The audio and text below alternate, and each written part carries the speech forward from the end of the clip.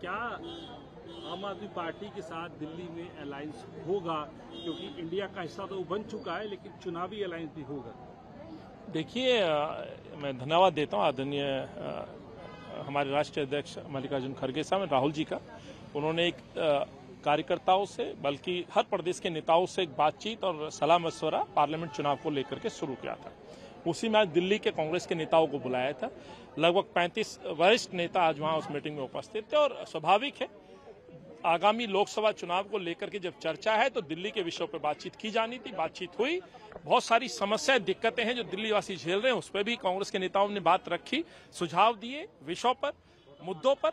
आज केंद्र और दिल्ली की सरकारें जिस तरह से शासन कर रही हैं, एक बात तो तय है, तानाशाही रवैया भाजपा का भी दिखता है और वही रवैया अरविंद का भी दिखता है। उन रवैये के खिलाफ कांग्रेस पार्टी राहुल जी के नेतृत्व में राष्ट्रीय लेवल पर आंदोलन कर रही है और खड़ी है, राहुल जी के नेतृत्व में आवाज बन के खड़ी है। तो उनका अनुसरण करते हुए कांग्रेस के नेताओं ने एक प्रण लिया है, हर जन विरोधी नीति का विरोध कांग्रेस पार्टी करती आई है, हम उसका विरोध करेंगे। अरविंद से सवाल पूछेंगे कि दलितों के साथ या माइनॉरिटी के साथ अन्याय क्यों? दिल्ली के अंदर यदि सद्भाव और प्यार कायम करने की जिम्मेवारी अरविंद नहीं ले सकते हैं तो उसकी जवाबदेही भी अरविंद को तय करनी होगी। भाजपा के जो मंसूबे हैं वो साफ हैं। जिस तरह की राजनीति देश में चल रही है, दिल्ली भी कहीं अछूती नहीं है। तो आगामी चुनाव जो होगा, बड़ा ऐतिहासिक चुनाव होगा, तो उसके मद्देनजर अलग अलग विषय पर चर्चा की और लीडरशिप ने हमारी बात को सुना और लीडरशिप ने ये हमें निर्देश भी दिए हैं, एक मंत्र भी दिया है। उदाहरण के साथ, चाहे वो कर्नाटका का उदाहरण हो, यदि लीडरशिप एकता के साथ, यूनिटी के साथ यदि चुनाव में उतरेगी तो कोई ताकत नहीं कि कांग्रेस को हरा पाए।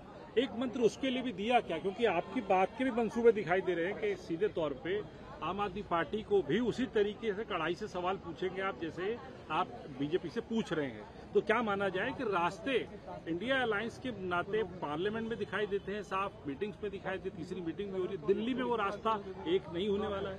देखिए, एक तो मैं आपको स्पष्ट कर दूं, इंडिया अलायंस जो संगठन है वो राष्ट्रीय मुद्दे और राष्ट्रीय विषय के ऊपर एक सोच के साथ संगठन बना है, जिसका नेतृत्व उस ग्रुप में राहुल जी और खड़गे साहब और लीडरशिप नेतृत्व कर रही है।